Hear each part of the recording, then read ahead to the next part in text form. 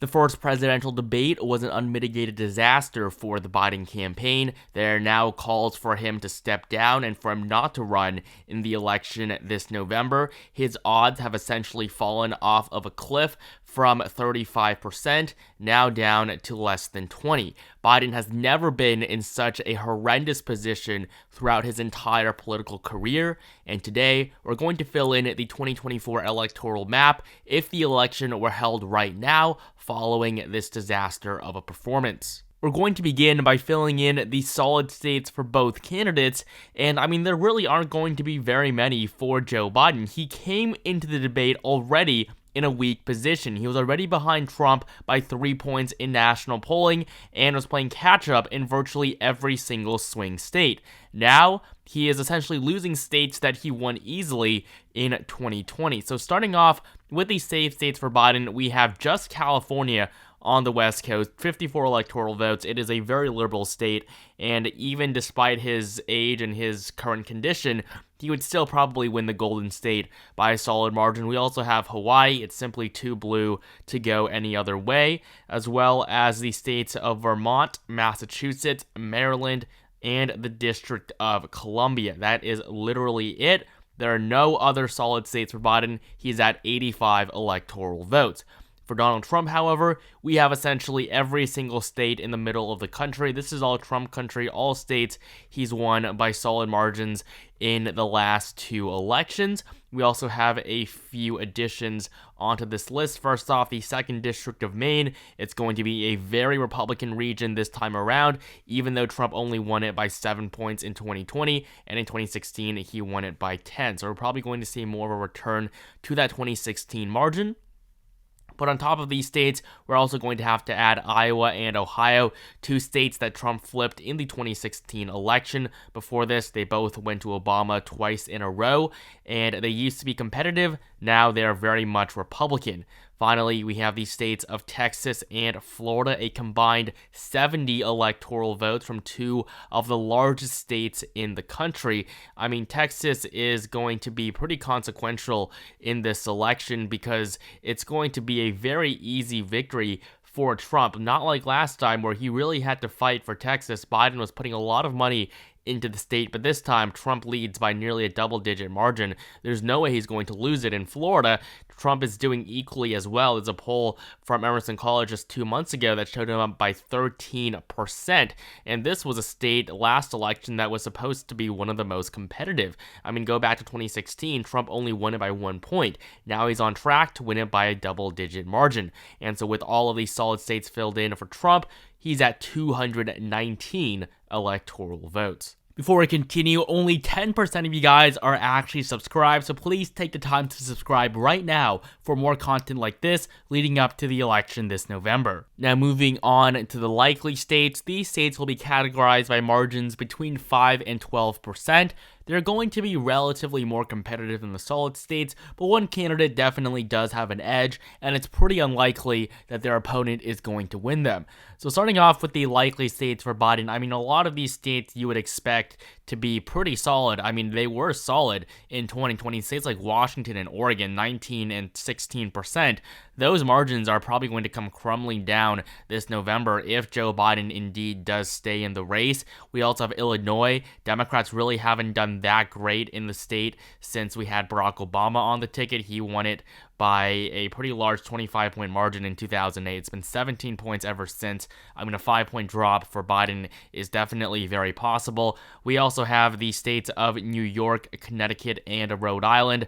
Biden simply isn't performing well in them in the polls. Even without this debate, he was winning by likely margins in all three of these states, especially New York, where Biden's support has just come crashing down. He won it by 23 points, but if you look at the gubernatorial election in 2022, Republicans came within 10 points of winning the governorship in the state of New York, which is honestly pretty crazy. We also have the state of Delaware. This is Joe Biden's home state, but it was a likely Democratic state when Hillary Clinton ran in 2016. So Democrats are not an absolute shoo-in in the state of Delaware. It's not going to be solid this time around. And so those are really all the likely states I can even give to Biden. We haven't even gone over states like Colorado, New Mexico, or even New Jersey. This really just highlights how terrible of a position he's in. 166 electoral votes, not even that close to Trump's 219, and we haven't even gone over his likely states yet. And so we're going to do that right now. We have 4 of them, and all 4 of them are on the list of RCP's battleground states. So yeah, basically at this point, Trump has turned these battlegrounds into states that really aren't even very competitive anymore. I mean, just look at the polling in Nevada. Trump leads by 5%. He's been ahead throughout the entirety of the election cycle. It's not even remotely close. If you look at the polling at this same time in 2020, Biden was leading by pretty large margins everywhere. So for 2024, Nevada is not going to be even close to where it was 4 years ago. It voted for Biden by 2.4%.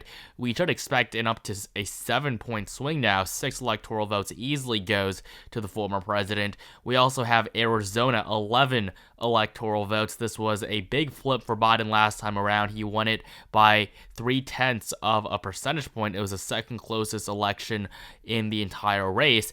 Today, Biden's down 6.2% in the polls. Again, he's never really been close to catching up, and I do expect the numbers for Kennedy to increase as voters continue to become skeptical of Joe Biden's ability to perform or even cognitively function. So Arizona, again, will be likely for Donald Trump. He did win it pretty easily in 2016, and Arizona has been a Republican state going all the way back to the election of 1996. That was the last time a Democrat won before Biden in 2020.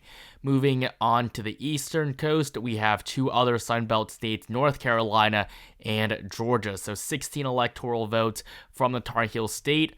Biden is down by 9.2%. This was a state that Biden was supposed to flip in the 2020 election. Look at the polling on June 28th, 2020. Biden led by 2%, and even in the end, yes, Trump did take the lead back, but Biden was widely expected to win in North Carolina. Today, that isn't even close to what we're seeing. Trump has a very solid lead in the state, and he is absolutely going to win North Carolina. And finally, in Georgia, 16 electoral votes. This was the closest state of the 2020 election. Biden won it by less than 1/4 of a percentage point. Today, he's down 5.6% in the polling. Donald Trump is on track to basically destroy Biden in the Sun Belt. There's really no state that's going to be competitive here, with the exception of New Mexico, which we'll cover later on in this video. So with all of the solid and likely states filled in for Donald Trump, he's sitting at a pretty comfortable 268 electoral votes. We're now left with just 10 more states, and these really aren't the 10 that you would expect to be the most competitive. I mean, we're left with states like Virginia, New Jersey, New Hampshire, and Colorado. So we're going to get the Biden lean states out of the way first. Starting off with New Jersey, of course, Bob Menendez has had a huge impact here. He was convicted of bribery on multiple occasions, and he is still a sitting Democratic senator for New Jersey. And Andy Kim, who's running to replace him, he's already the Democratic nominee. He really isn't performing very well in the race at all, mainly because of the impact that Bob Menendez has had in deteriorating the trust that voters have had in the Democratic Party of New Jersey. It's going to affect Biden on the presidential level. That's why it's so much more competitive. In 2020, New Jersey was a Biden plus 16 state. We also have Colorado, 10 electoral votes. Biden performed well here in the last election, winning it by a solid 14-point margin. That's going to come down. I mean, Hillary Clinton only won Colorado by 4.9%. So how well can we really expect the Biden that we're seeing right now perform in such a state?